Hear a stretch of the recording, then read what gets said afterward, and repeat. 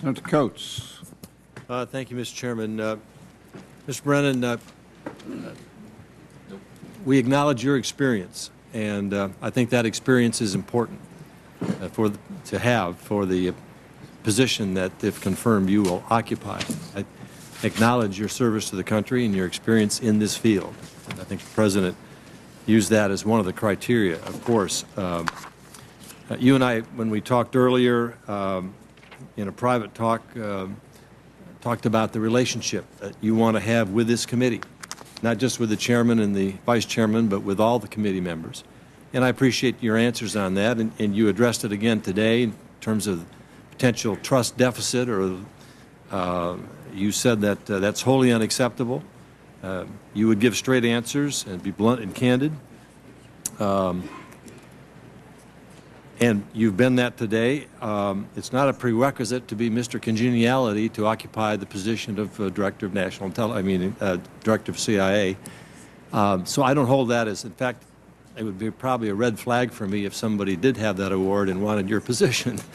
The kind of issues that you have to deal with require straight talk, straight answers, and getting to the chase real quick. You said it's the New Jersey way. I'll accept that. It's bipartisan. Governor Christie exhibits the same kind of responses and has a pretty high approval rating. So we will go forward with taking you at your word, that we'll have the kind of relationship that we can have a blunt, straightforward, fully disclosed, working relationship. I think it's critical to our ability to provide oversight, our ability to have the right kind of relationship with the agency so we know where each other is and can move forward together in terms of what needs to be done to provide intelligence necessary to protect the American people. So I wanted to say that. I'd like to follow up a little bit more on the leaks question, because I have a few more questions. I was going to delve into that in more detail, but it's already been discussed with Senator Risch and others. But let me just ask a couple of other questions to clear some things up in my mind. My understanding is that the Associated Press had information relative to the intercept of a planned operation that perhaps had something to do with airlines and explosive devices. That apparently they had that for a few days and then either were about or had gone ahead and released it. I'm assuming your answer, your then calling the conference call was in response to what they had just released. Is that correct? Yes, a number of news networks had put out information about this. Yeah. Yes. And you expressly called this arranged this teleconference. So for what exact purpose? There were a number of people who were going to be going out on the news shows that night who were asking about the reports about this intercepted IED and wanted to get some context as far as the nature of the threat. And also were asking questions about, well, you said, and the U.S. government said, that there was no threat during the anniversary of the bin Laden takedown, so how could there not have been a threat if, in fact, this IED was out there? The question I have is this, because based on what you said and what we have learned, you then, in that teleconference, talked about the fact that in answering the question, how do we know this, I think the quote that came across from Richard Clark was, quote, never came close because they had insider information, insider control. And you had referenced that you had said that to the group. No, what I said was inside control of the plot and that the device was never a threat. Okay, insider control. No, I said inside control, not insider. Okay, inside control.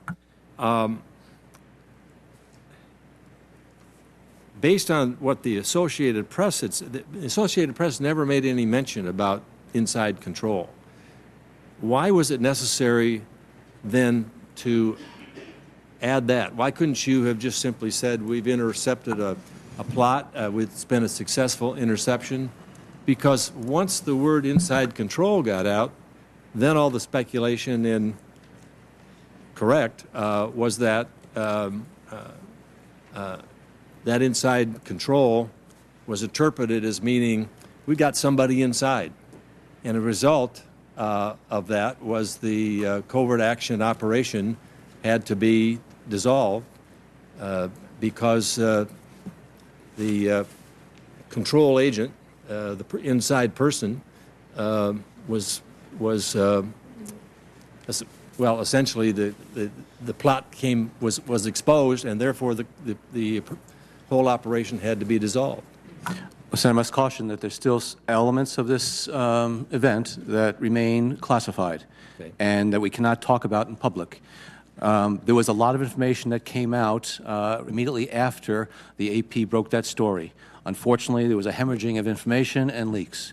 Again, what I said was that there was inside control because what I needed to do, and what I said to the American public in the open networks the following morning, is that during the anniversary period of the bin Laden takedown, when we said to the American public there was no active plot, no threat to the American public that we were aware of, a specific and credible, well, why was not this IED that we had intercepted, why wasn't that a threat?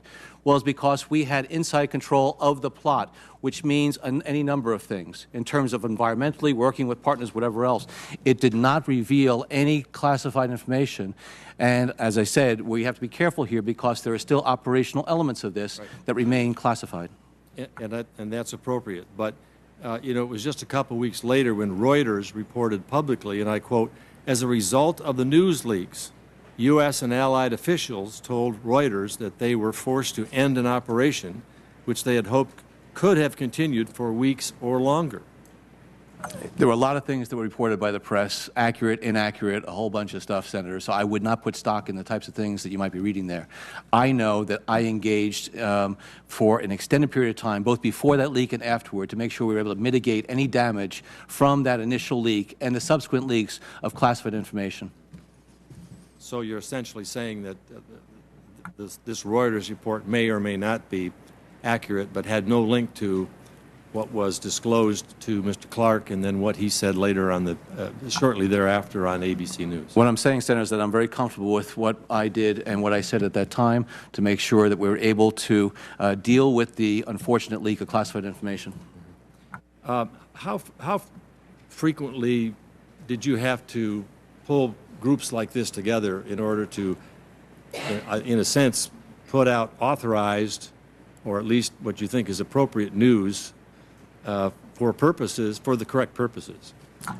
Senator, frequently if there's some type of event, if there's a disrupted terrorist attack, whether it's some underwear bomber or a disrupted IED or a printer bomb or whatever else, we will engage with the American public, we'll engage with the press, we'll engage with individuals who are experienced professional counterterrorism experts who will go out and talk to the American public. We want to make sure that there's not misrepresentations, in fact, of the facts, but at the same time do it in a way that we're able to maintain control over classified material.